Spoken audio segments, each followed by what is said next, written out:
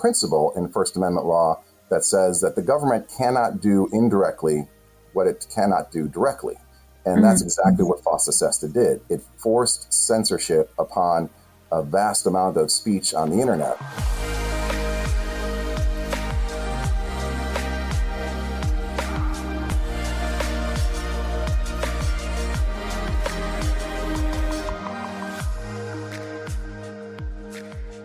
Welcome to On The Whorizon, powered by SexWorkCEO. A podcast about what's on the horizon for sex workers and how to navigate it, hosted by Jessie Sage and MelRose Michaels. Who misses free and affordable ads and social networks without the anti-sex work rhetoric? Assembly 4 is a team of sex workers and technologists from Melbourne, Australia, aiming to bring back free and fair advertising and social spaces to the sex work community.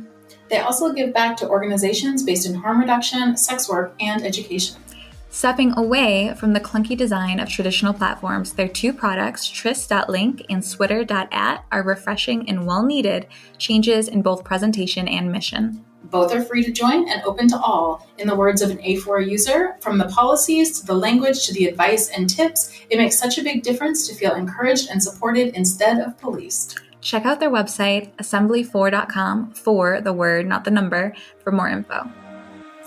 Welcome to, what is this, episode 5? Episode 5 already. We're moving right along. Yes. Yeah, so, we said in the very first episode, so if you haven't watched that, start at the beginning, start at episode 1 where we introduce ourselves and what we're doing. But the first 6 episodes, we're going over the social, political, institutional landscape that sex workers find themselves in. Today, we're talking about the criminalization of sex work. So prior to this, everything we've talked about has been kind of both for sex workers in the legal sphere and sex workers who aren't criminalized is how I should better say it. And then criminalized sex workers. Right now, what we're going to really focus on is the decrim movement and how that impacts sex workers who are criminalized, people who do full service sex work.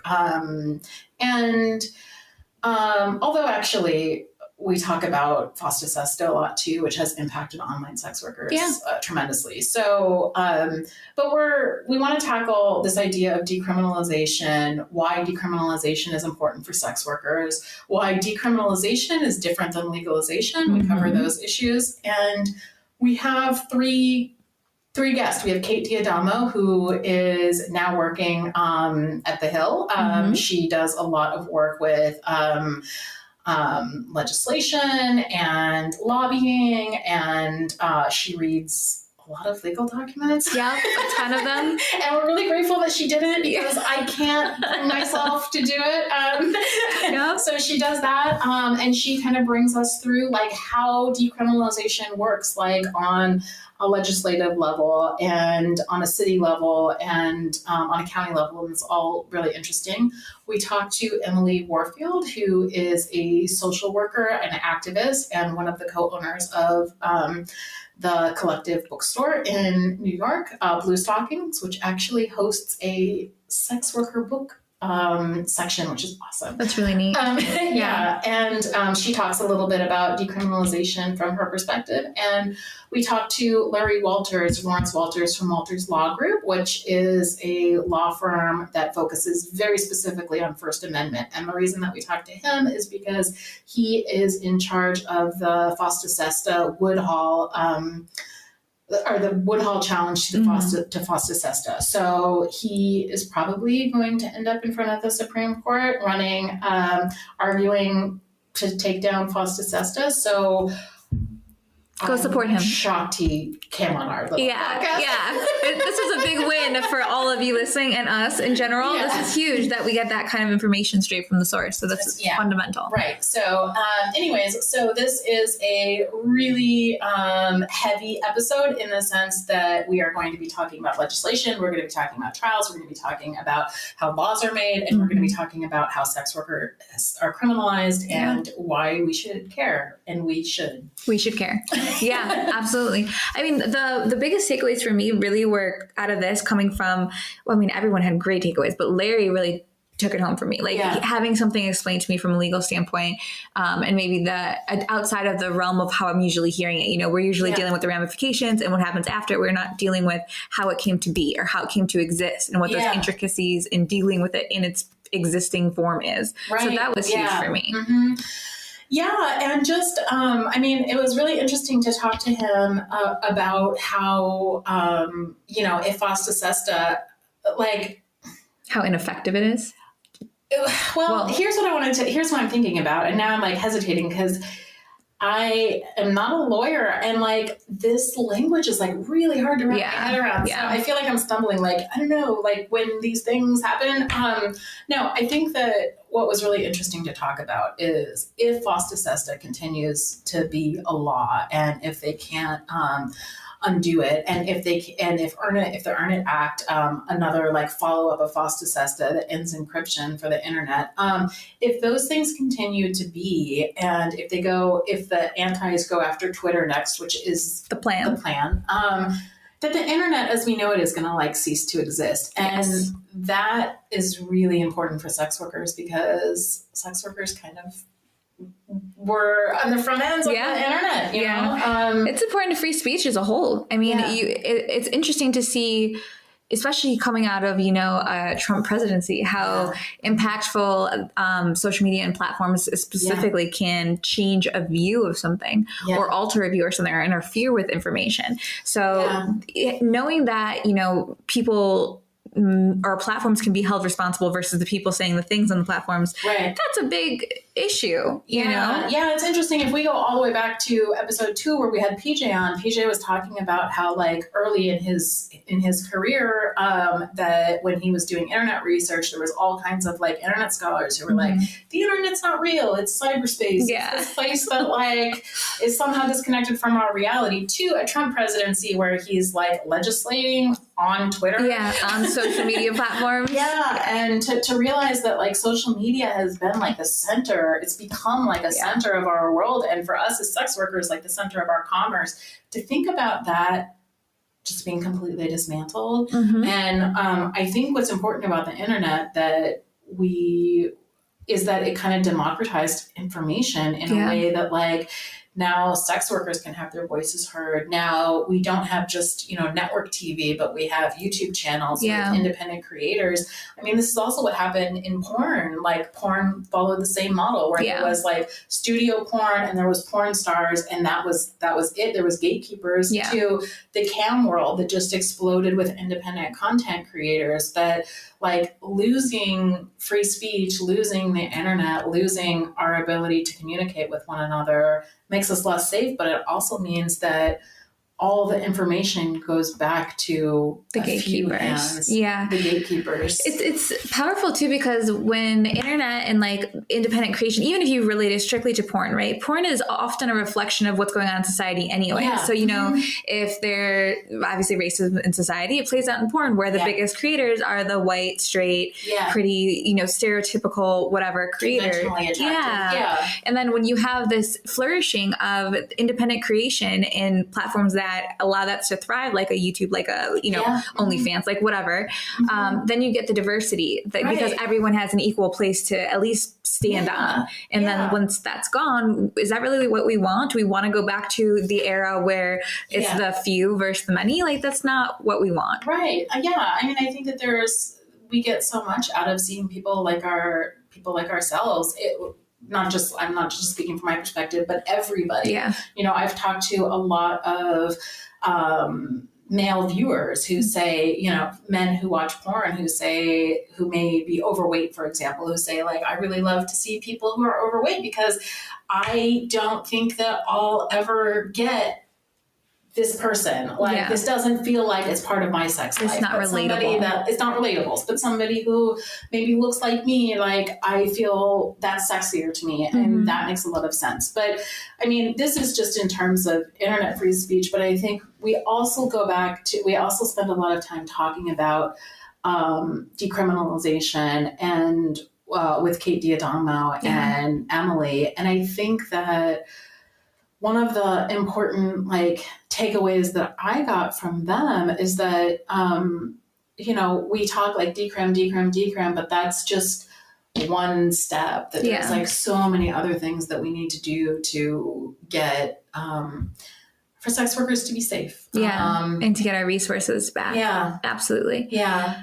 And I think it's an important thing to also just put out there before you start listening to this episode that even when we speak on decrim, and that is something we are working towards, there is a flip side where decrim doesn't impact the most marginalized people. Yeah. They're still going to be targeted for other reasons. So keep that in mind while you're listening, because this might be a step or a progress in the right direction, but it also isn't entirely solving the problem. Right. And I think that both Kate and Emily did a really good job of bringing up like how if cops want to arrest you, they don't need prostitution laws. They arrest you based on all kinds of other things. And we see this play out like over and over again. So this is a systemic problem. Absolutely. It's not just how the laws are written. It's a huge systemic problem. So let's just get into our interviews. Yeah, let's bring it to light. Kate Diadamo is a queer, mixed-race, hard femme and partner at Reframe Health and Justice and QT POC Collective, working at the intersection of anti-violence, harm reduction, and upending criminal legal systems. Kate believes in decriminalization and divestment and locates the power of change in communities determining their own futures and slightly smudged red lipstick. Hi, welcome, Kate. We're so happy to have you on the show. Good morning. Thank you guys so much. I'm really excited to chat with y'all. Yeah, can you introduce yourself? Sure. My name is Kate Diadamo, and I have been a sex worker organizer for a long time. I organized with SWAP New York City for 6-7 years, and then I now do more kind of advocacy and policy work, including working on the federal level. So a lot of the trafficking bills that come through, I try to analyze them through the perspective of how is this going to impact sex workers, as well as do support for folks who are doing kind of local campaigns to engage in advocacy in different forms. So especially for your listeners who want to reach out and just chat about that, that's actually the favorite part of what I get to do. Yeah, I mean, the anti-trafficking movement is picking up so much steam. Like, what has that looked like for you, like analyzing all of that stuff right now? It's a lot of triage. And actually, so the main trafficking legislation that governs from the federal side anti-trafficking efforts in the United States is called the Trafficking Victims Protection Act. And it was passed in 2000. Every couple of years, it has to be reauthorized. And that's how they do kind of government funding, where it says, we're going to authorize X amount of money for 2000 to 2002. And in 2002, they say, all right, cross out 2002 and put in 2005. And so the most recent reauthorization was actually introduced on September 3rd. And so that is kind of the biggest, omnibus. They pack everything in the kitchen sink into this one bill. And so, there's a lot of different provisions in a bill like that. And, one of the tricky parts about working on the Hill, not just for advocates, but even for staffers and for allies, is that a lot of times a bill will come down, and unless you really know what to look for, you don't realize that it's going to have a disproportionate impact on folks that trade sex. What are those things that we should be looking for the people listening to kind of keep their eyes and ears open? Yeah, and right now, in terms of the federal landscape, there's a few places where it becomes more impactful in terms of like bills themselves. Everyone is right now talking about what oversight of the internet looks like. And so a lot of those bills are pretty tricky because it's not just the U.S. Government and institutions saying, all right, this is illegal. It's saying, hey, we're going to give some broad recommendations. And you, private company, who's more concerned about your bottom line and your branding than anything else, you interpret this and you figure out what it means. Yeah. And so that can be really tricky. And so looking at a lot of the digital oversight bills, some of the financial pieces, we know how outsized the impact of like MasterCard and Visa saying, well, we're not going to work with this website. We know the impact of that. We know how you lose access to sites and resources. And then, of course, anti-trafficking bills and anti-policing bills. And with trafficking, if it just says sex trafficking, that means a couple things. Because right now, under the crime of trafficking, it's actually split into two. And this was really purposeful when they defined it. It defined so trafficking is exploitation through force, fraud, or coercion. Okay. And it split it into two different kinds. And it said on one side, It is exploitation in the sex industry. Okay. The other crime is exploitation in literally every other commercial transaction and every other form of employment. Wow. And so a lot of times, one of the things that pops up really clearly is this a change in legislation that only impacts the sex industry? Or is it something that they believe in enough to apply it to every single industry out there? The other thing to look for is this money going to labor investigators? Is it going to people looking at workplace discrimination? Or is it going to frontline cops and vice squads?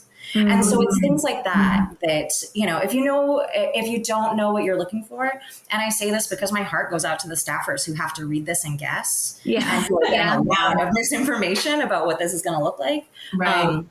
That's one of the big red flags is, do they believe enough in this intervention to apply it to every single trafficking victim? Or do they believe in it enough to only try to screw over the sex trade?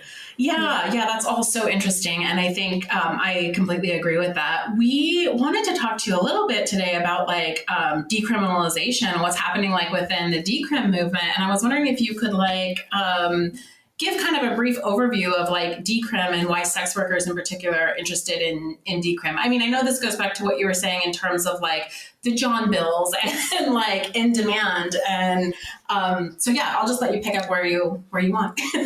Yeah, the push for decriminalization has exploded in the last couple of years. It's been absolutely staggering and so exciting. This session alone, we added so many states to the places that have had a full decriminalization bill. And, COVID made that really difficult because it made organizing really difficult. And especially for a community that was so engaged in mutual aid and in support and saying, you know what, this is not our priority anymore. Literally just getting money to our folks is our priority. Yeah. Things kind of became challenging in the last year and a half, unsurprisingly. But that doesn't mean the momentum is gone. And so in the last couple of years, we have seen some incredible things. We saw DC, which is its own district, so there's 50 states in one district, introduce a decriminalization bill. And I just like to go over just to make sure everyone's on the same page.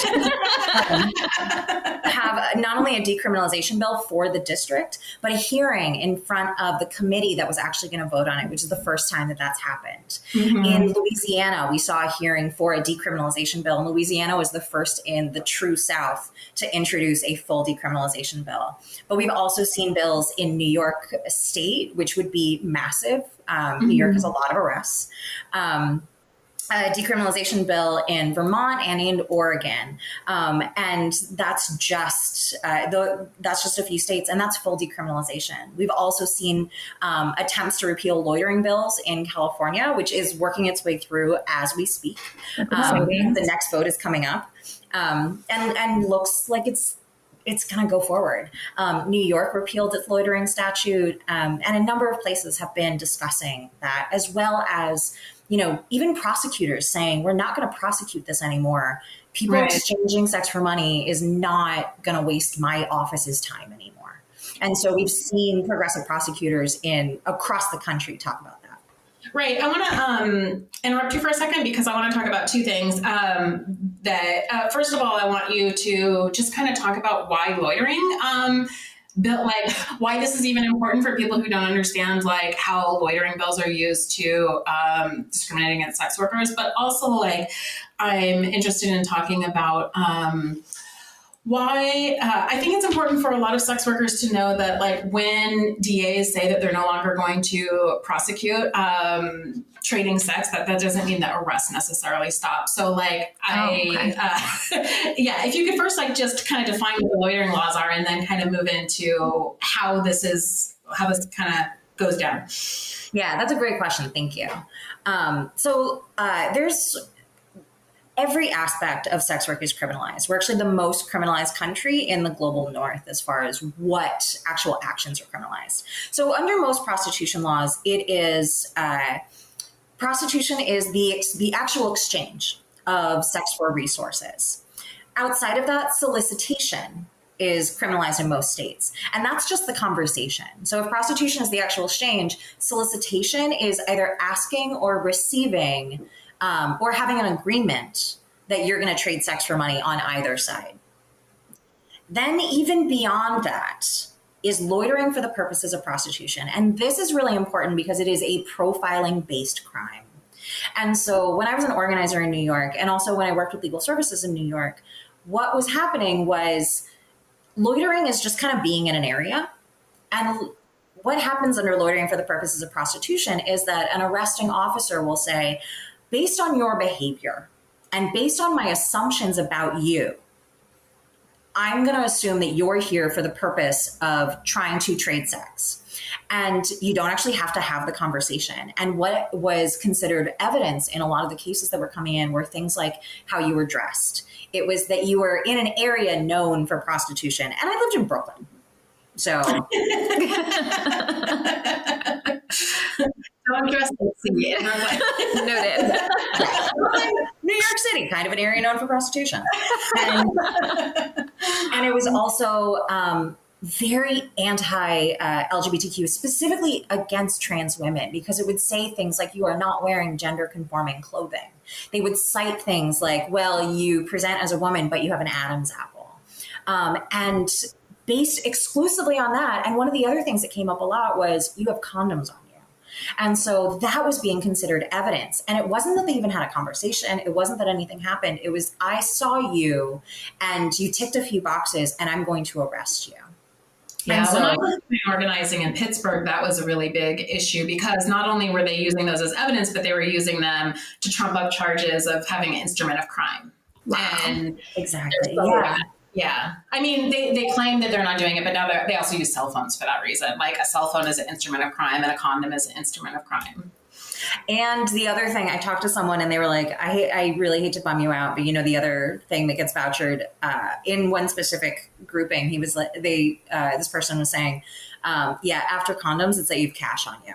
And I was like, we're not allowed to carry cash. That's insane.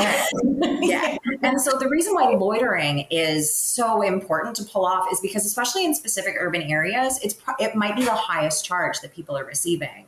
And after that, it really disproportionately impacts especially femmes of color and especially trans femmes of color, and especially low income femmes. And so because the bar is so low to an arrest, that has not only been a really important piece to pull off, but it's been something that has gotten a lot of attention and a lot of allies to really understand the impact and the weight of policing and criminalization on sex workers and just people profiled as sex workers. Because that's the other thing is a lot of folks were coming through to talk about their charges who were like, look, I would tell you if I was trading sex that night, and I was not. I was going to the grocery store in my own neighborhood and they were getting arrested.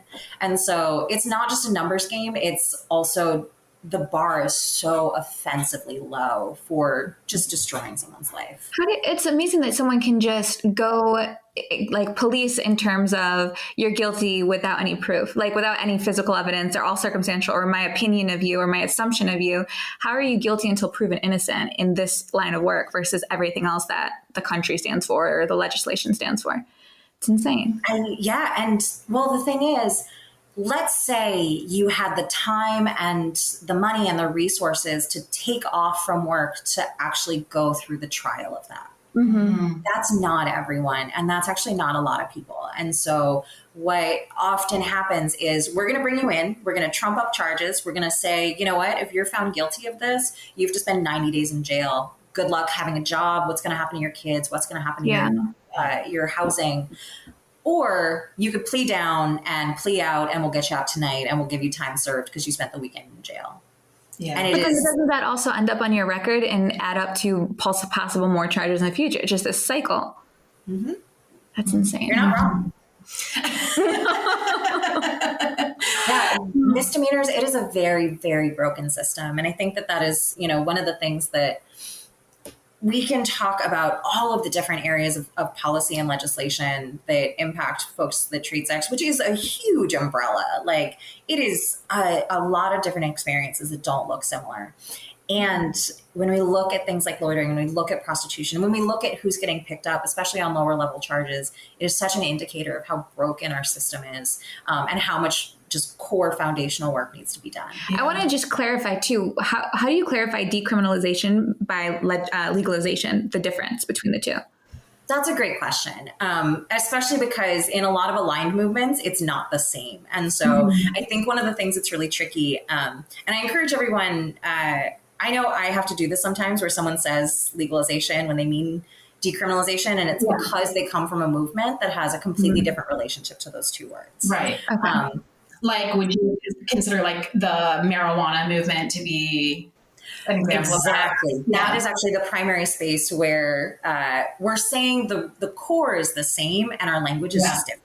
And everyone gets tripped up. And so for sex work, decriminalization is because I was saying every aspect is criminalized. So prostitution, solicitation, loitering, and then as far too many of us are aware, buyers, sellers, but everyone around you is also criminalized. So it's things like receiving funds that were received through prostitution. And so, I'm a sex worker and I pay my rent in cash to my roommate. And all of a sudden, if I'm transparent about what I do, they're in violation. If someone drives me to a session because I don't want to take the subway at 1:00 in the morning, all of those kind of things are criminalized. Partners who are sharing groceries with money gained from prostitution, all sorts of things. Absolutely. Wow. Yeah. Peers, giving a referral or asking someone to do a duo. All of a sudden you are procuring someone for purposes of prostitution. And that's often a higher charge. And so decriminalization would just pull all criminal penalties for consensual, non-violent, non-exploitative commercial sex off the books. So violence is all still criminalized. Trafficking and exploitation, still criminalized. And granted, we can have a lot of conversations about the efficacy and the utility and what it means to have a criminal penalty to things that are like violence and what it means to resolve them through the criminal system. We can totally talk about that. But under decriminalization, no one's advocating for pulling those off the books. It's just consensual, adult, non-violent, non-exploitative exchange of sex for resources. And that becomes not a criminal activity. And it's only right now, the only two places in the world where sex work is fully decriminalized is New Zealand for everyone who's a citizen. So it's still a penalty for migrants, and New South Wales, which is a province in Australia. And I'm sure everyone already knows, but when we're talking about places that public health call the safest, healthiest sex industries in the country or in the world, you're talking about decriminalized locations. Legalization, on the other hand, it's really prominent in Europe is where you're going to see most legalization schemes. And it's where there is a government-imposed structure and generally a very high barrier to participate in the sex industry. And it looks a little different in the places where it is because most legalization structures came out of just codifying kind of what was already going on. So they were saying like, we have these patchwork of laws, we need to kind of formalize this. And so there was kind of a wave of legalization throughout, especially like the 90s in Europe. And so that imposes it looks different everywhere. So it imposes regulations differently. So in some places you'll have like a red light district. So it has to happen in this one space. In some places you'll have to register in a certain way. And so the licensing fees and information might be really challenging. But the reason ultimately why folks go towards decriminalization versus legalization is because legalization is not how we treat other industries. And oftentimes it's still really based on government intervention. It's still hyper controlled. And the people that don't have access to a lot of those places, which are often very management controlled as well, are going to be migrants. They're going to be people with disabilities. They're going to be people who struggle to access formal labor already. And those are the most marginalized in sex work. And so we don't want to re-marginalize people through these structures. Nevada has a legalization scheme where brothel-based sex work is legal it's not that extensive, and it's not in Las Vegas. And every county is allowed to legalize brothels, but it's only in those specific brothels. So it's once again very dependent on management. And Nevada is actually the highest arrest state for people working independently in the entire country. Interesting. I heard that. Yeah. Wow. Oh, it's if you look at the like per capita numbers, because I'm a nerd.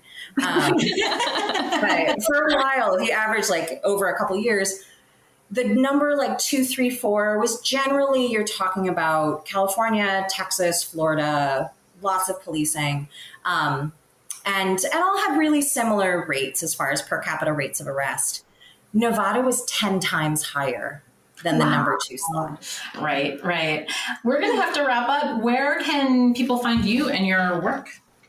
I am with a consulting collective called Reframe Health and Justice. You can find my email there. We work kind of at the intersection of healing justice and harm reduction. So a lot of times it's femmes accessing harm reduction services. So we actually work doing trainings and support around sex work, but also around women and femmes that use drugs and are looking at the different ways that femmes identify harm. The other place you can always find me is on Twitter. I'm at Kate Diadamo. And I really do encourage people, if you're working on an issue in your local area, the thing that feeds my soul and my heart is to figure out ways to try to support people in those efforts to kind of make change in the way that honors them and their needs in their lives.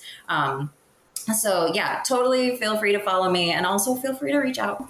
That's amazing. Thank you. It was so nice it's always nice to talk to you. I really appreciate all the work that you're doing. Thanks for coming on the show. This has been great. Thank you both so much. I'm so excited to just see how these conversations grow and what you do with them. Emily Delora Warfield is a sex worker and survivor advocate, abolitionist, LMSW, and sometimes writer and zinester. She put her own zine on hold to focus on her role as zine coordinator and community social worker at Blue Stockings, a cooperatively owned radical queer bookstore and community space in the Lower East Side of New York City. Hi, Emily. How are you doing? Hi, I'm good. Thank you. I like your mask. Yes, welcome to the show. It's very hard for people to take me seriously when I'm wearing it. I was just talking with my friend here that I should just start wearing a series of increasingly ridiculous masks until I'm in full Daft Punk headgear. I think it's great. Yeah. Can you introduce yourself? Sure. So I am that's the best order to say these things in. I'm a current sex worker, but often just describe myself as a sex worker advocate for deniability reasons. Because I just got my license, my social work license. So nice, that's congrats. what this thin level of plausible deniability is about. And I'm also one of the worker owners at Blue Stockings, which is queer, trans, sex worker owned bookstore, cafe, and community activist center on the Lower East Side of Manhattan. Yeah, so we wanted to talk to you a little bit about decrim today, and I'm curious if you can talk a little bit about why sex workers are in particular pushing for decrim. Sure. So this was kind of the focus of a lot of the academic work that I did, and has been a focus of a lot of the activist work I've done. And so besides the obvious reasons of just not wanting to be arrested and to theoretically have the protection of the law the way that other people theoretically have the protection of the law, to think more about how it impacts all other areas of what we're trying to do. Because it's, you can't form a union if your work is criminalized. You can't you have no right to access financial services. It's still against the code of conduct at certain universities to do sex work. It's used against you in child custody cases. And not that any of that immediately changes, but to suddenly not have people be able to point and say, you're doing this illegal thing impacts a lot of the other things we fight for as well. So that, in addition to having it be part of, I think, this move away from policing as the way we deal with social problems or, social problems, however we're looking at that. Yeah, I think that's important. So what sort of political threats do you and laws do you think are the biggest problems for sex workers right now? So in New York, looking at, oh my gosh, and I had pulled this up on my laptop. because I can never remember the name of either one of these bills because they sound very similar on purpose. There are two competing bills right now, just kind of like idling in the New York State legislature. One is the Stop Violence in the Sex Trades Act, which is S3075. And that is the one that will fully decriminalize sex work in New York State. And then there's an opposing bill, S6040, Sex Trade Survivors Justice and Equality Act. And that is the partial criminalization Nordic model bill. And neither of them has made progress recently, but like they're just kind of idling there. Can you give a brief overview for people who aren't familiar with the Nordic model of like what partial decrim is and how that's different than full decrim? Yeah. So I call it partial criminalization because I just like to make clear like what it actually does. Right. I mean, right now in pretty much everywhere in the United States, although these things are legislated at the state level, so every aspect of the sex trade is fully criminalized right now. What the Nordic model would do, and interestingly enough, it has never passed in a jurisdiction with full criminalization. It's only ever passed in a jurisdiction where there was a lower level of criminalization than what we have now. So it's hard to predict exactly what would happen. But it would remove the selling sex, it would remove that from the criminal code. So that would no longer be criminalized, but literally everything else would. And so in practice, what happens is the ways that sex workers work continue to be criminalized, like working together, sharing an in-call. Anyone who makes money from a sex worker, including your landlord, including, your partner who you split bills with. And so in practice, people are still getting arrested and evicted and deported. And then because of the sort of the way that clients are like, well, now I'm criminalized more than you, even though in practice that's not true. They then have more power in the negotiation process. They have more leverage in terms of not screening. Street-based workers report that, clients are afraid of police, so they ask to meet in more desolate industrial locations away from the center of the city. And so that becomes more dangerous for sex workers. And like in all jurisdictions where this has been enacted, violence has increased, health outcomes have gone down. And it's very clear at this point, like there was some debate for a while, like, well, we just really don't know. It's like, no, we do know at this point that it would be worse. And actually in Manhattan, in either late April or early May, the district attorney stopped prosecuting prostitution arrests. I have not really heard anything about how that's played out in practice because police can still make those arrests. They can also they can just arrest you for something else. My clients don't really even seem to be vaguely aware of that. It's like in theory we have the Nordic model just in practice, but I don't know that I don't know how that's actually working out right now. I think it's like too soon to say what's happening. And that's still like the DA has discretion of what crimes they're going to prosecute. It doesn't change the way the law is written. Right. Yeah. So like what do you think that so I know that you said that there's these two bills that are going through, that are sitting there in New York. Like, what do you think that we could do, as a community to push for more, for decrim?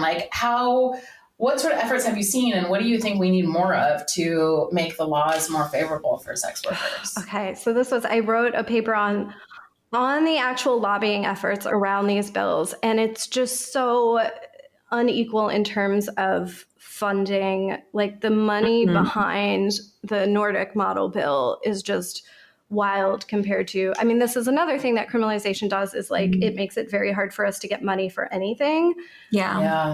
So we don't have lobbyists as much as they like to say pimp lobby. Pimps would would not want to see full decriminalization. That makes pimps less necessary. You know, unless we're actually looking at the legal definition of pimp, which is just anyone who profits financially from sex work in any way, which is usually sex workers who share space and our partners and our landlords, you know. But like in the cartoonish idea of the pimp, it's like they actually really don't want this. But yeah, no one would. It's a weird issue because like no one really profits financially from either of these bills.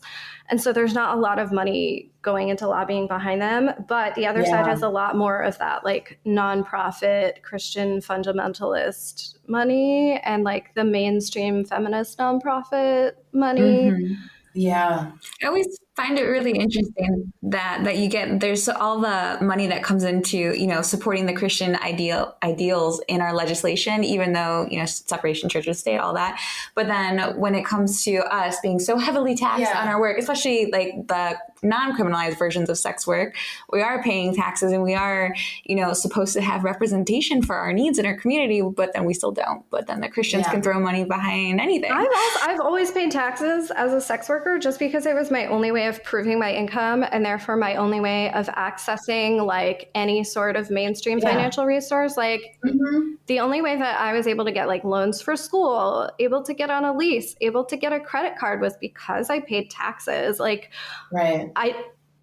I don't think that like the rate of criminalized sex workers not paying taxes, like I don't think it's that much higher than like a lot of other people not paying taxes. Right. I don't think so either.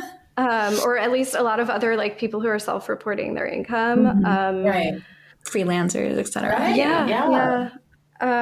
But yeah, if you want like a really good history of how this alliance between like the right-wing Christians and the like liberal feminists came about, Elizabeth Bernstein's Brokered Subjects is like the whole history of that. And it's really fascinating. And she then extends it into like, there's now a third member of the alliance, which is like global capitalist corporations are now really on board with this quote unquote anti-trafficking stuff because it takes some of the heat off of their labor practices to be like, oh, we donated all this money to like, you know, whatever bullshit organization that like doesn't actually provide services or prevention, just like throws money into lobbying. That there's more money for like the anti-trafficking stuff, which is how this all gets conflated, is that like no one is like pro-trafficking, at least in theory.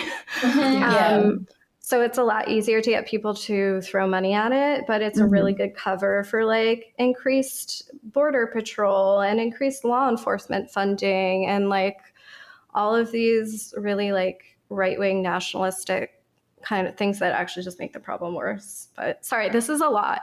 That's the problem, is that like it's kind of like anytime you try to talk about one of these things, it just like opens up this like gaping cavern of like all of these other issues that are connected to it. What do you think, like, beyond just, like, decriminalization that, like, sex worker groups are fighting for? So I know that, like, there's a lot of, you actually said this earlier in the interview, that, like, decrim is, like, one step, and there's so many other things. Like, what else do you think is important for sex workers to be fighting for? I think we do a lot of direct action, mutual aid kind of work.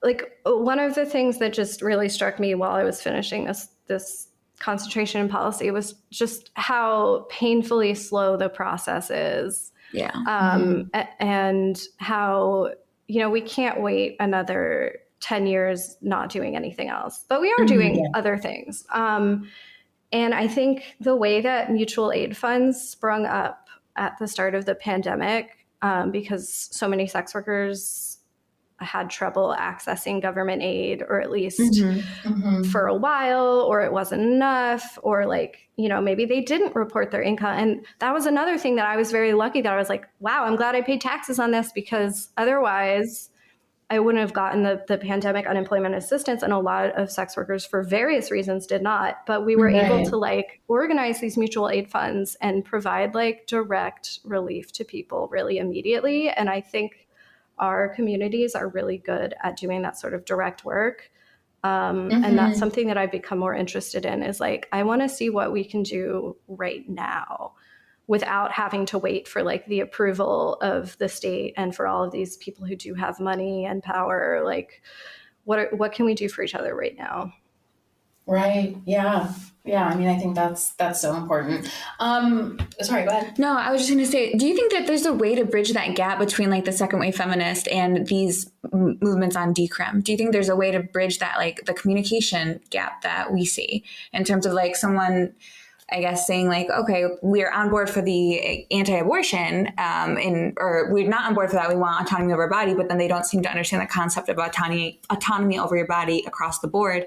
Do you think there's a way to have that conversation effectively? You know, I used to think so, and I used to put a lot of energy into doing that because, interestingly enough, I was like a teenage SWRF. Really? Yeah. Yeah. And it's amazing. It's amazing how fast your perspective changes when like you lose economic privilege and all of a sudden you are in that position of having to trade sex for rent money.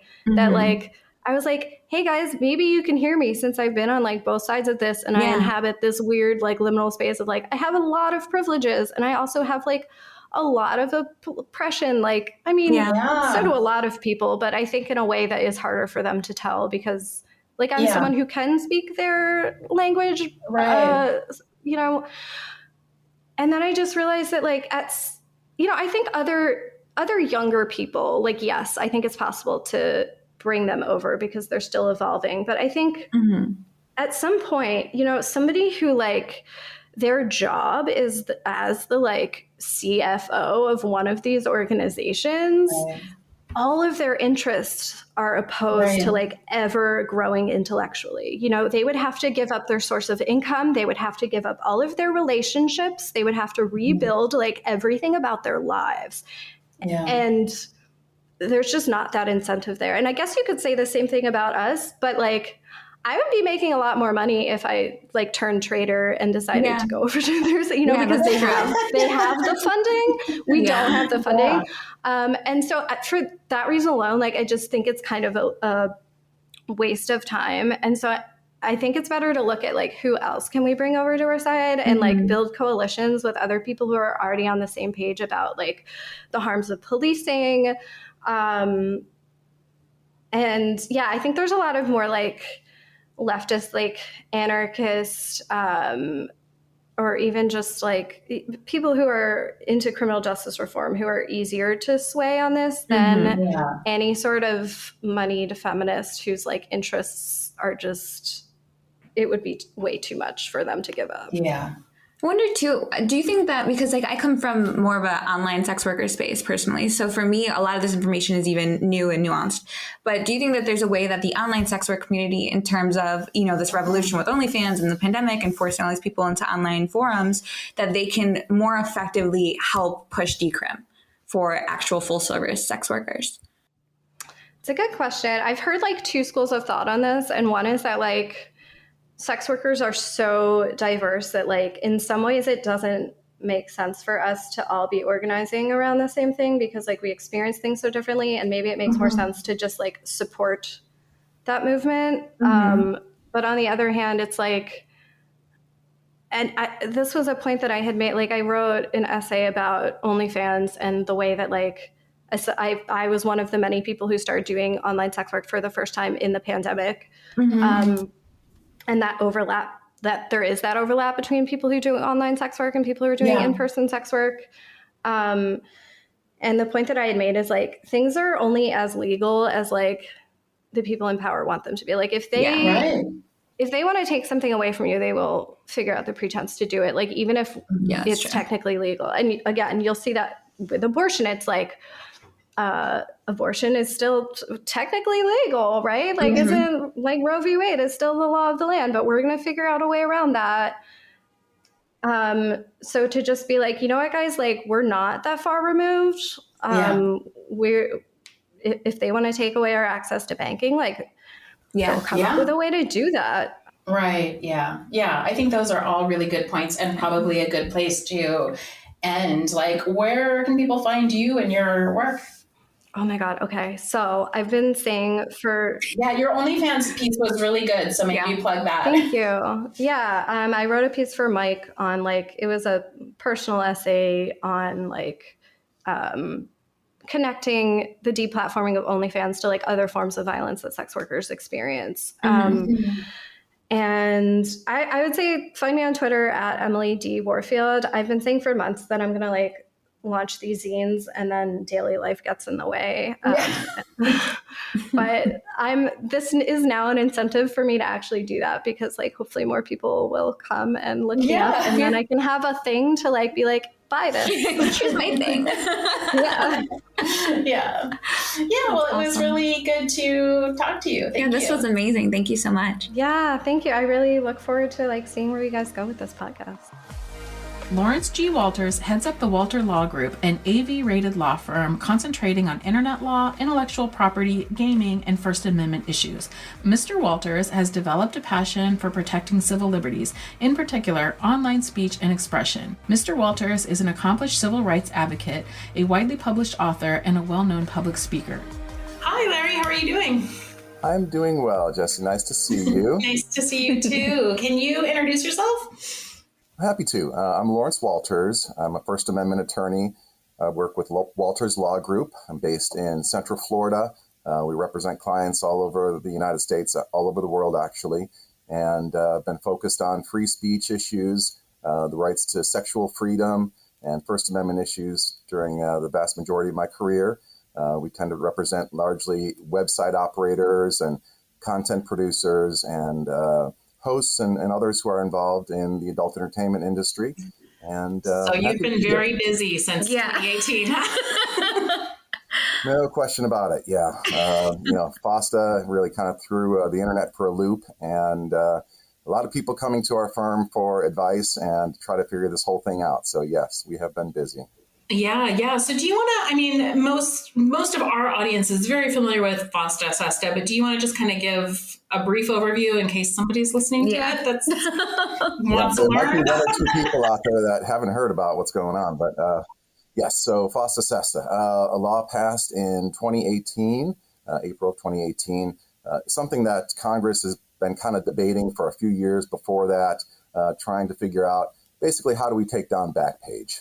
That was what they have been really wrestling with for years. The state attorneys in various different states throughout the U.S. have been trying to go after Backpage under various different criminal and civil theories because they didn't like the advertisements that were being posted on Backpage and felt that they were allowing prostitution to occur or sex trafficking.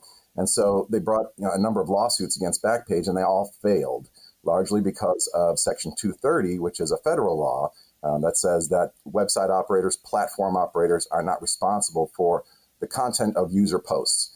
And the attorney generals did not like that at all. And so they pressured Congress year after year to try to pass something, an exception to Section 230 that would allow them to go after and shut down Backpage.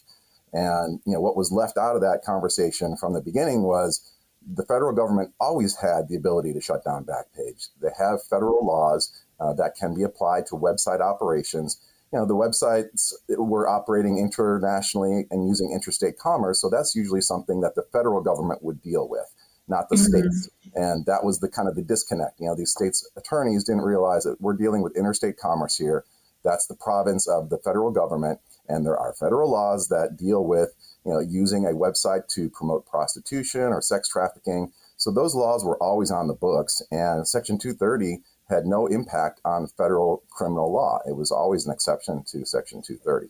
So, my understanding that Backpage went down before FOSTA SESTA passed anyway. Yeah, that's really the irony. For years, the attorneys generals were asking, to shut down Backpage and said that we can't do it. There's no way to do it unless you give us this exception to Section 230 and allow us to shut down Backpage. But as it turns out, the DOJ, the Department of Justice, actually did shut down Backpage before FOSTA SESTA was even passed. And some of the promoters, some of the lawmakers that were active in promoting FOSTA SESTA tried to spin that as a success of FOSTA SESTA. Well, we got this law passed and now we shut down Backpage, but the two had nothing to do with each other. Backpage was prosecuted based on money laundering and racketeering laws that had been on the books for 40 years and could always have been used if the government wanted to. And that's what they used to essentially shut down. Now, the site got shut down because the government talked the operator of Backpage into a plea deal where the operator handed over Backpage to the government. So the government didn't actually shut down Backpage. Backpage shut itself down by offering itself up under a forfeiture agreement to the government. And now there's a current prosecution going on against the former owners of Backpage. And that trial is actually going on right now. Interesting. Yeah. So, back to FOSTA SESTA, the government passed this law that created an exception to Section 230 and allowed platforms to be prosecuted or sued based on the content of user communications, user-submitted content. And they also threw in something else that nobody really asked for, which was a prohibition on promotion or facilitation of prostitution. And, this FOSTA SESTA law and the impetus behind the law was always an effort to try to cut back on sex trafficking. And all the initial versions of the bill were limited solely to holding these platform operators responsible for sex trafficking activities that occurred on the site. And during one of the committee hearings, one of the senators decided, you know what, as long as we're going after sex trafficking, let's throw in prostitution and consensual sex work because it's all kind of the same, right? And without understanding at all the impact that such a prohibition would have on platform operators and on sex workers themselves. So now, years later, we're left with the wreckage of FOSTA SESTA, which was a vast censorship of online speech, a number of platforms and websites simply shutting down or moving overseas, and sex workers themselves being pushed into a very dangerous form of sex work without being able to use the online safety tools and safe date lists and exchange of information that they relied on for many years, but instead having to fend for themselves without that information, often pushed into the most dangerous form of sex work, which is street work. And we've seen statistics showing that murder rates and violence against sex workers went up dramatically after FOSTA SESTA passed, as we all said it would. But the lawmakers did not listen to sex workers, never held any hearings that allowed sex workers to speak and offer their viewpoint. They would have been educated very clearly because sex workers knew exactly what was going to happen if they included this in the law. But their voice was not heard, and we are now left with this dangerous law on the books. For FOSTA SESTA, so how would you say, from your perspective as someone working with law, how has it affected the digital aspect of sex work versus the in-person, the physical? That's made it almost impossible to be able to use digital communications for sex work. There's some encrypted messages, applications, and so forth that have remained, largely because the government and the operators of those networks don't have access to the content of the communications. So nobody really knows what's being said on those platforms. And there is currently an effort now in Congress, first through the Earn It Act and through some other pieces of legislation, to go after encrypted communications because the government wants to know what people are saying at all times and wants the providers of those encrypted apps to be able to give the government a backdoor and access into the private communications of free citizens in the United States. And that's a very contentious piece of legislation and debate that's going on now in Capitol Hill. I don't know if it will pass. So a number of the providers of encrypted communications said, we'll just simply pull out of the United States if they pass a bill like that, because there's no way they're going to give the government access to those private communications. But that's where the action is really in terms of sex workers being able to communicate. That's all that's left, because all of the large platforms that had previously offered these communication tools and information or advertising for sex workers so that they could take their business into their own control and be able to operate online and communicate with their clients and with their fellow sex workers. Many of those tools had been taken down, and it's only those who are willing to take some risks or perhaps are based outside of the United States, overseas, who believe that FOSTA SESTA may not be applied to them. Those are the ones that are left. But it's slim pickings, and there's very few options as compared to 2018. Yeah, so I wanted to ask you, you brought this up, but how is the current banking discrimination against sex workers, how does that tie into this, and does it, or do you think these are just parallel issues? Yeah, it's one of the most interesting things that I've seen over the last 10 years or so which is this dramatic shift from being concerned about the government censoring speech to being more concerned about private entities, banks, platform operators, credit card processors, being the ones who are really in control of what can be said online. Yeah. And, it's interesting because the government found with FOSTA SESTA a way to get private actors to do their dirty work, right? Yeah. To force these platforms to censor speech, which is something they could never do on their own because of the First Amendment concerns. But, we have a principle in First Amendment law that says that the government cannot do indirectly what it cannot do directly. And that's exactly what FOSTA SESTA did. It forced censorship upon a vast amount of speech on the internet. I mean, we saw, Facebook and Tumblr and Instagram and so many large platforms pass all these highly restrictive community guidelines and standards after FOSTA was passed. A lot of them won't admit that that was the reason, but we all know that's the reason. They're all of a sudden exposed to 25 years in prison if they allow somebody to facilitate prostitution on Facebook or Instagram. What are their lawyers going to tell them? What's the board of directors going to say? Get us as far away from that as possible. Don't allow any sexually oriented speech because we don't want any risk of spending the rest of our life in prison. And that has been the dynamic that's gone on. Like I said, there have been some, freedom fighters out there and some platforms that have pushed back and that are willing to take the risk and willing to do what they can to try to, eliminate sex trafficking activity from their platforms, which nobody wants. And, which is very difficult, frankly, for any platform to completely prohibit. The vast majority of sex trafficking activity and reports all come from the large mainstream platforms and not from the adult entertainment platforms, which is a real kind of disconnect that occurs in the public discourse about adult entertainment. The adult websites out there that allow creators to upload content, they take more care and are more rigorous in knowing who they're doing business with than any of the mainstream platforms. And you'd have to be crazy to upload illegal content or engage in sex trafficking on these large platforms that know everything about you. They know your banking account, they know your corporate information, they have every ID that you've ever produced, your tax documents. You have to be insane to upload illegal content or engage in illegal activity on those sites. Whereas, on these large platforms, you have an email address and you're registered and it's off to the races and you can do whatever you want. Yeah. So, one of the things that you're talking about is like the foreclosing of like free speech on the internet. And it seems to me like Twitter has been like kind of one of those like last bastions. It's like, we're going to allow sex workers. Okay. They're going to like shadow ban us to death, but like, they're still going to like ostensibly allow us to be there. Right.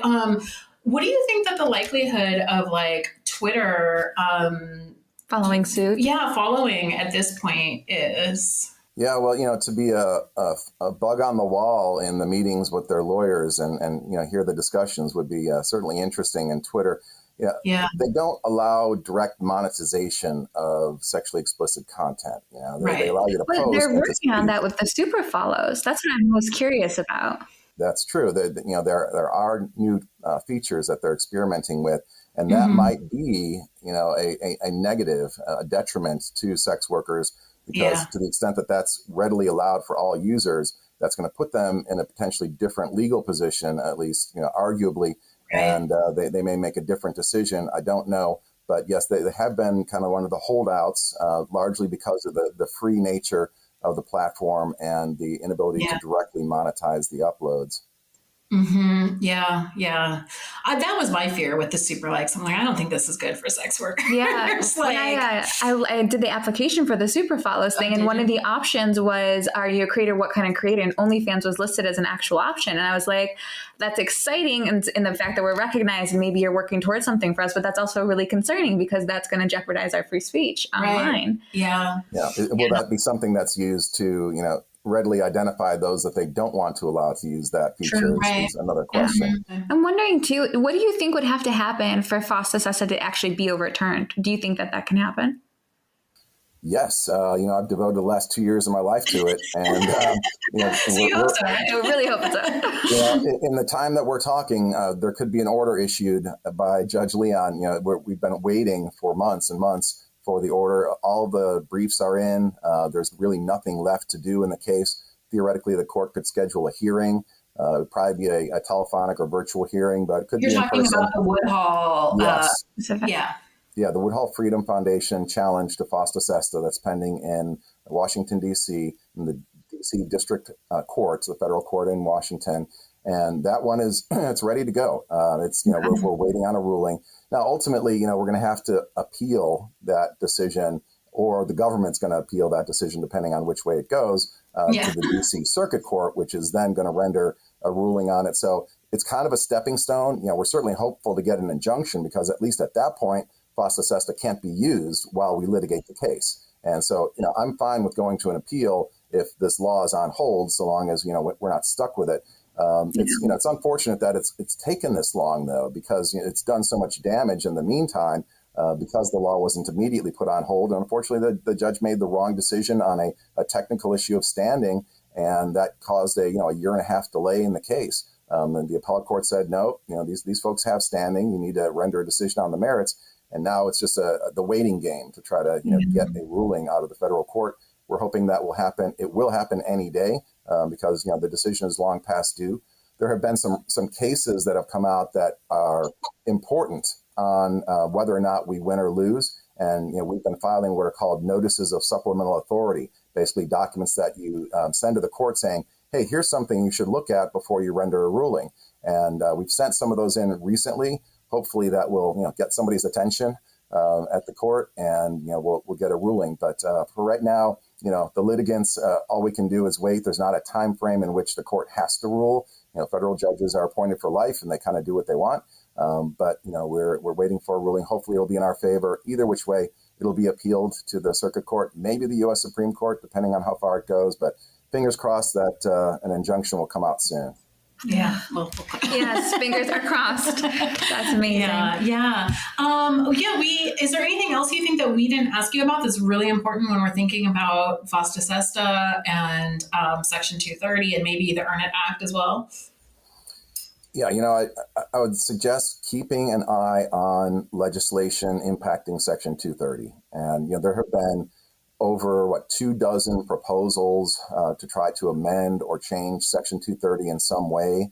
And most of those will likely impact the degree of sexually oriented speech that will be allowed on the internet. One of the next things that they're trying to do is tie the idea of child pornography, underage content, to another exception to Section 230. They got sex trafficking and prostitution. Now they want underage content.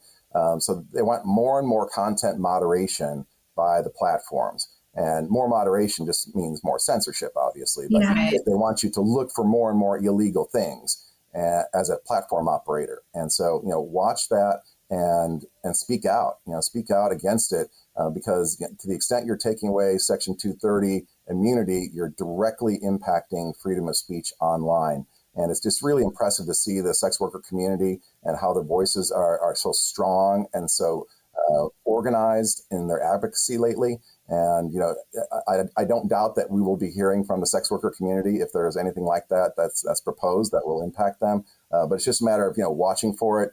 Follow my Twitter feed, other lawyers that follow this stuff, and make sure that we're all tuned in on it, because you've got to act fast. Some of these laws, they get proposed and all of a sudden they're passed as part of some big omnibus spending bill or something before you really have a chance to push back on it. So timing is everything.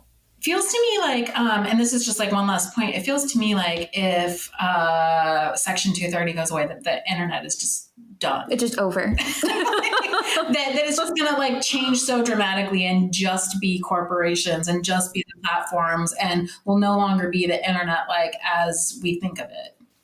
I think that's right. I think you'll have just, curated content by large mega companies, and it'll be like, watching network TV.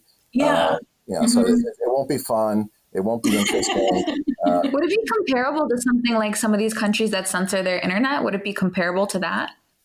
Sure, we could end up with something like that. Now, in the United States, you can't directly censor. The government can't censor the internet because of the First Amendment.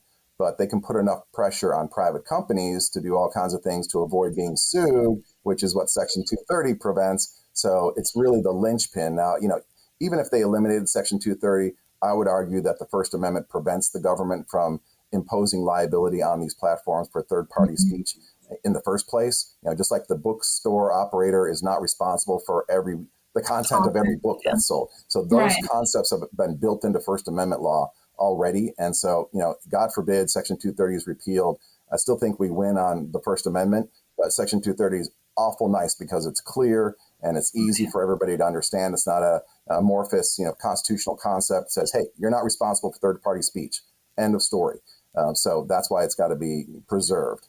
Yeah, I think that the analogy that you just made is really useful, and we should highlight it, which is having these platforms moderate the speech is akin to having a bookstore reading every single book that it brings in and deciding which books it can have and which books it can't. And that's an outlandish idea, but it's also outlandish in an internet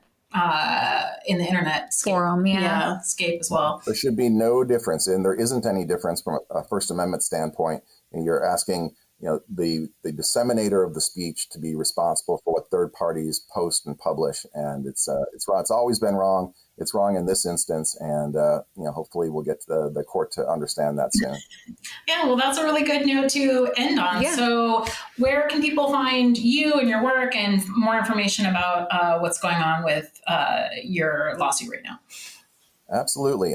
So firstamendment.com is my website, and you can find all of our information there. I can be found on Twitter and social media at Walters Law Group. Mm-hmm. And always happy to hear from your viewers and from you. And please hit me up with any questions that you have or any insights, and happy to talk with you. Yeah, thank you so much. This was really really interesting and really useful. So we appreciate it. Great talking with you.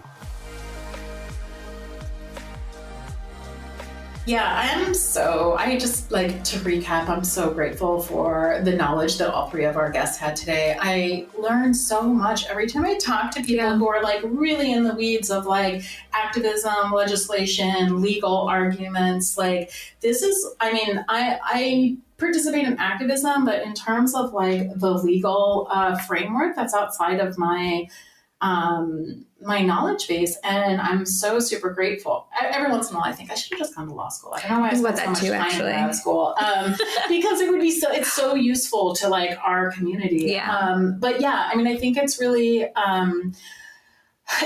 great to hear everything that they're doing, all the work that they're doing to help to fight for sex worker rights and for the decriminalization of sex work. And I'm just grateful for their work, and also for the fact that they would take time out of their work to share their knowledge with us. Yeah, to come on a podcast that has no episodes published and take the leap of faith of, our reputations and our value. It's impressive. And it's definitely grateful to all of that.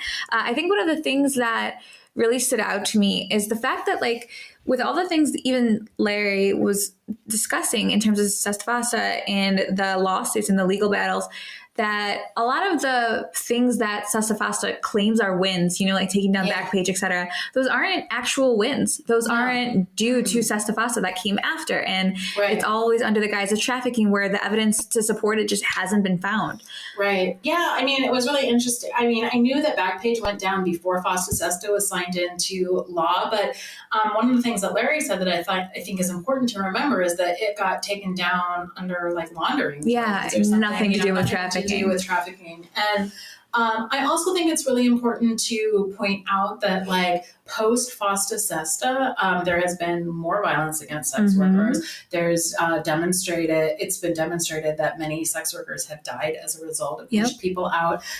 This idea that these laws that are being pushed forward now, FOSTA SESTA being one of them, the Arnett Act being one of them, all sorts of laws that are ostensibly that are framed as anti-trafficking are actually the same laws that that make things more unsafe for both sex workers and trafficking victims. And that, it was, actually, if we go back to the last episode, or 2 episodes ago, when we were talking to Maya Moreno, one of the things that she was bringing up is that these trafficking victims that they're getting arrested, they're being criminalized. They're being criminalized. They're being deported. They're being put in jail. And I think that this notion that any of these laws are meant to protect anyone is outrageous. Yeah. But it's also brilliant. And I think that that's important to point out too, is that in terms of like a marketing strategy, like, yeah, how can you argue against sex trafficking, like, or human trafficking? Yeah, you're not going to say like, and this is why I think FOSTA SESTA passed almost unanimously. Only 2 people voted against it out of 100. Is because what lawmaker is going to want to say, I stand for human trafficking. Right, or I support, I'm not even going to say CSAM and spell it out for you because I don't want that clip to go viral. But you can't argue against something that is across the board. No one wants to be like, no, wait a minute, let's look closer. Right. And I think like a lot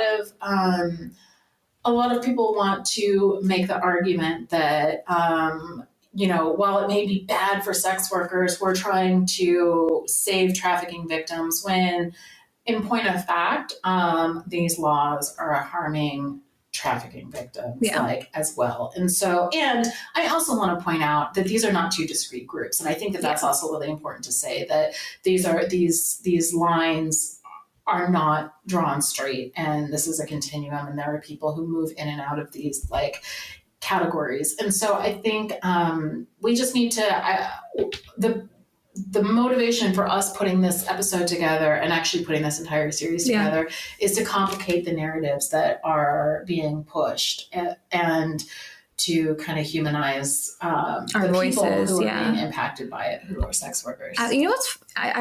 It's funny to think back because like when FOSTA SESTA was just put out there as an idea and it was floating around, I mean, I remember it must have been like, I want to say 2012, 2013. It's blurry, but I remember understanding what was happening. And I remember thinking it was such a big deal. And this was back in the cam days, right? MFC, that's all I was doing at the time.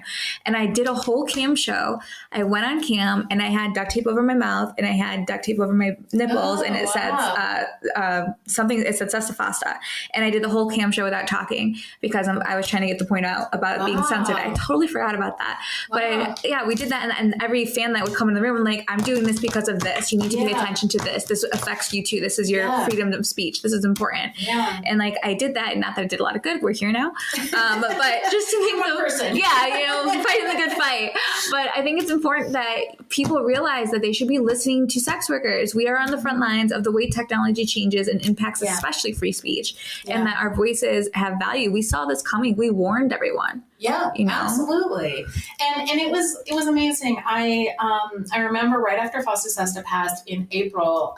So it passed at the beginning of April, and like 2 weeks later, I went to a conference that's like a tech conference, and didn't think to like propose that there be a panel on FOSTA SESTA because I just assumed, because in my silo everybody was like, oh my God, the world is falling. When I went to this tech conference, not a mention of FOSTA SESTA because people who weren't sex workers were like, whatever, like, and then I would hear people on the news or in the media or at that conference saying like, well, nobody was talking about this. I'm like, what? Like, nobody? Like, are we nobody? Yeah, nobody was listening about this. We were talking about this. We were talking. Yeah. And so I think it does kind of drive home that, like, sex workers have always been talking about stuff. Sex workers are, it's an off-sided thing that sex workers are the canaries in the coal mine. Yeah. And I think that when it comes to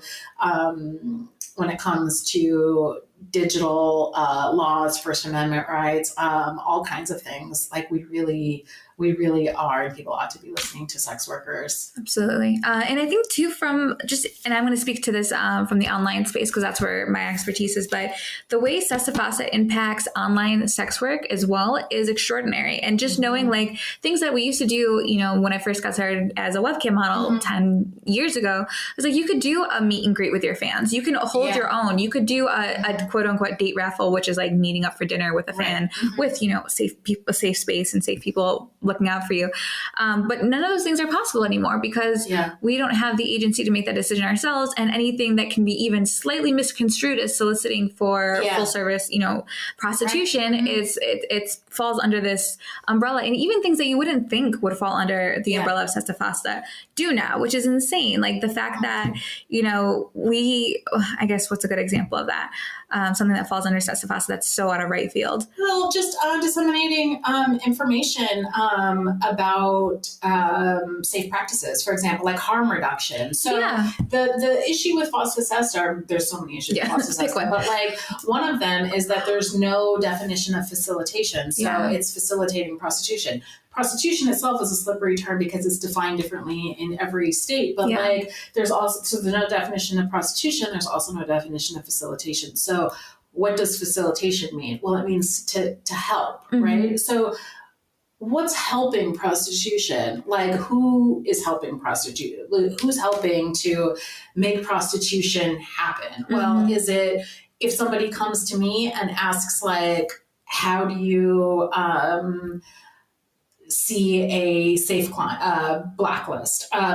Is giving them that information facilitating prostitution? I don't know. You know, is giving a ride to your friend so that they don't have to take public transportation in the middle of the night to their date.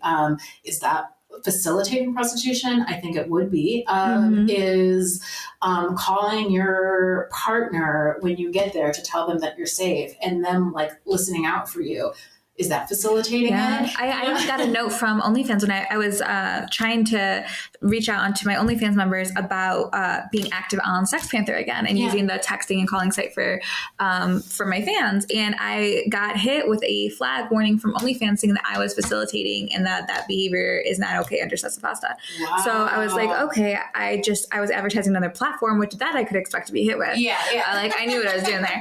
But like that part was really concerning to me. And other things that you just don't consider, like if I like on OnlyFans again, because again, online space, but if you can't say the word meet, MEET, like words get taken. You can't say it's nice to meet you. Yeah. And I know that because I've tried. Yeah. I don't mean like, will you meet me tomorrow at 7-Eleven? I mean like just colloquially, like it's nice to meet you. Yeah. And they censor that. They censor all kinds of things. Yeah. And I don't think most fans are aware of that. I don't think most just people outside of sex work are aware of that. And it's this crazy hurdle that we're jumping through because it's so vague. And that's what happens with a lot of legislation that impacts us. It's so vague and it's under the cloak of something that no one can stand up against. And that's what gets us where we are. Yeah. So on that note, next week we will be talking about sex work in leftist circles. So that should be fun. Join us for the revolution. Yes. Thank you for joining us on another episode of On The Horizon, a podcast about what's on the horizon for sex workers and how to navigate it. I'm Jessie Sage, and you can find me on Twitter at sapiotextual and at jessiesage.com. And I'm MelRose Michaels, and you can find me on social at MelRose Michaels and melrosemichaels.com. Remember, if you want bonus footage from today's episode, you can always subscribe to us on Anchor for $9.99 a month to access all the footage we couldn't include on today's show.